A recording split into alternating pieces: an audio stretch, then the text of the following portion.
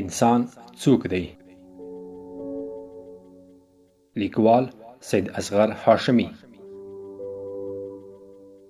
لوستونکی حامد حقمل.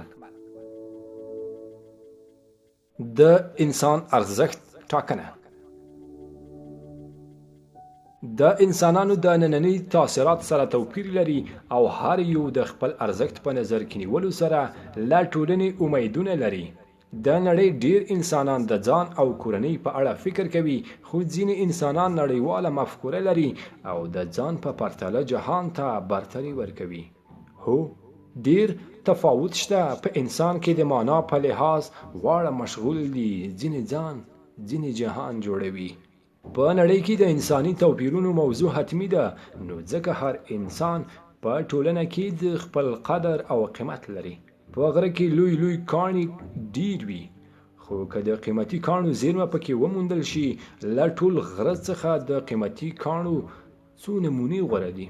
ځینې انسانان په ټولنه کې د قیمت بهاګانو په شان دي چې ارزښت او قیمت ډیر وي، لکه څرنګه چې په غره کې د قیمتي کاڼو پیدا کول، تشخیصول او صقل کول ستونزمن کار دی. دغه شان د انسان پیژندل هم آسان کار نه دی. ډیر انسانان د غرو د تیږو په شان دي او اقلیت د قیمتي کاڼو په شان. د بیروجو، زمرودو او الماسو یو ډول ګټه اخیستل کیږي او د غره له تیږو بل ډول.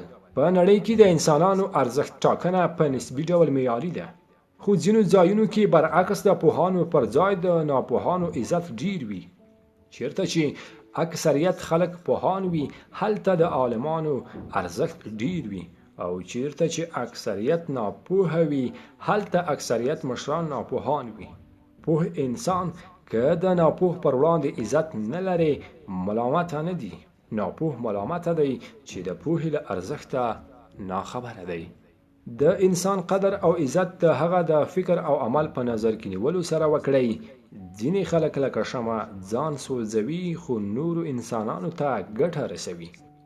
د انسانانو معنویت په نظر کې نیولو سره یې ارزښت وټاکئ، نه د ځینو نورو بې معنا شیانو په نظر کې نیولو سره.